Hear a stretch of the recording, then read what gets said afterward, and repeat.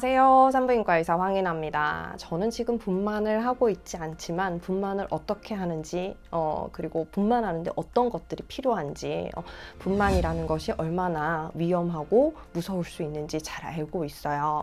그런데 요즘 최근에 옥시토신이라는 약물이 이제 생산되지 않는다, 품절이 됐다 이야기를 듣게 됐습니다. 이게 얼마나 무서운 거냐 하면요. 이제 비축량을 다 쓰고 나면 각 병원에서 가지고 있는 옥시토신을 다 사용하고 나면 옥시토신이라는 약을 쓸 수 없다라는 건데요. 옥시토신이 뭔지 잘 모르시죠?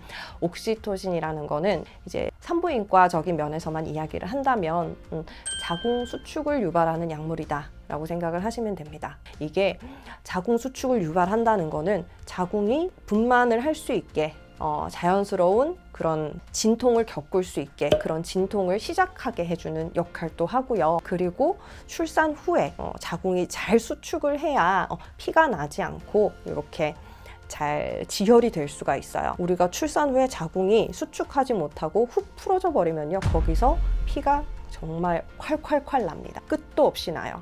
이런 문제 때문에 우리가 분만을 시작할 때 유도 분만을 한다. 혹시나 이런 진통이 없는데 그래도 아이를 낳아야 하는 상황이다 라고 했을 때는 옥시토신을 소량 주입을 해서 진통을 만들어줘요. 그래서 조금씩 진통을 만들어서 점점 세지게 만든 후에 이 진통이 아기를 낳을 수 있는 그런 것까지 흘러가도록 이제 마중물 역할을 해주는 거죠. 도와주는 겁니다. 그런 식으로 해서 진통을 인위적으로 유발을 해서 유도 분만을 할 수가 있고요. 그리고 정말 이제 진통이 있어서 오셨더라도 이 진통이 좀 충분하지 않을 수 있잖아요. 그랬을 때 약간씩 도와줄 수도 있겠죠.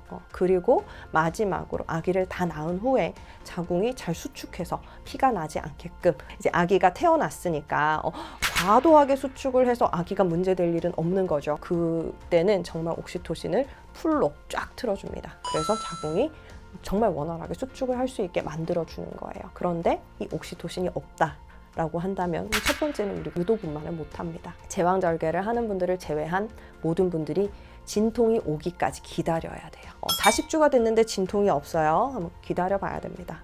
41주가 됐는데도 없어요. 기다려 봐야 됩니다. 그럴 수밖에 없어요. 그리고 아기가 너무 커졌어. 이제 이대로 가다 보면 시간이 지나면 4kg가 넘을 것 같아. 이러면 요즘 4kg가 넘는 아이를 분만할 수 있는 분들이 많지 않거든요. 굉장히 몸집은 작고 이러신데 아기가 너무 많이 큰 것 같다라고 했을 때는 너무 커서 문제가 되기 전에 유도 분만을 하기도 해요. 그리고 4kg까지 되지 않더라도 아기 머리가 너무 급속하게 큰다라고 했을 때는 너무 커서 골반에 끼일 것 같잖아요. 그런 경우에도 유도 분만을 할 때가 있어요. 혹은 어떤 상황 때문에 아이가 위험할 것 같아서 이런 조치들을 해놓고 유도 분만을 권유하기도 합니다. 그런 것들을 이제 못하게 되는 거예요. 기다려야 됩니다. 혹은 제왕절개를 해야겠죠.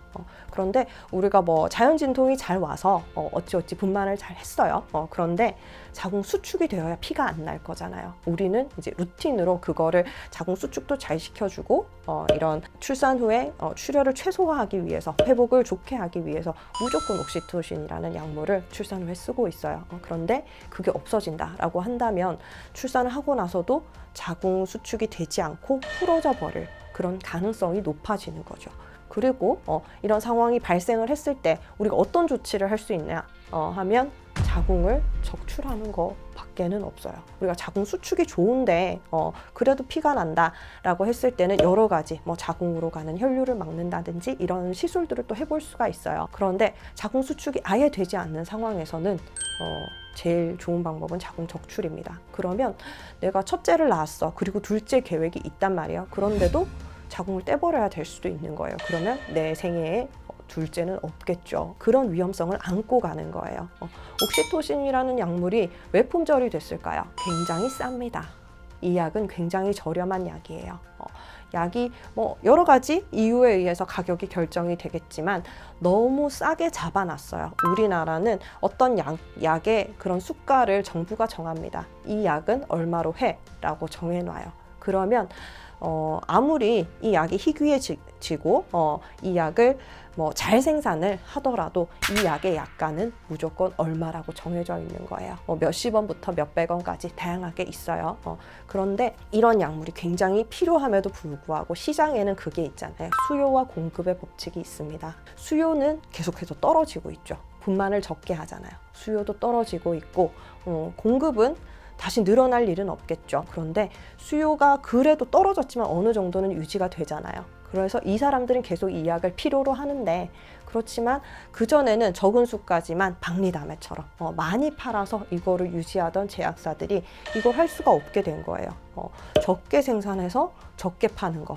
그래서 뭐 손해를 보면서 팔기도 하고 그렇게 된다라고 한다면 어떻게 유지할 수가 있겠어요? 망합니다.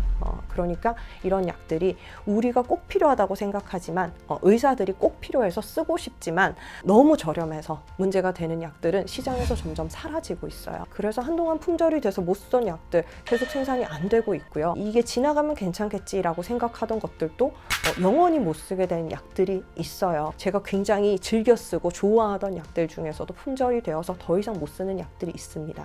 그런데 옥시토신은 이게 일시적인 품절일지 뭐 영원한 품절일지 모르겠어요. 이것이 영원한 품절이 된다라고 한다면 정상 분만을 권유할 산부인과 의사는 없을 거예요. 너무 위험해요.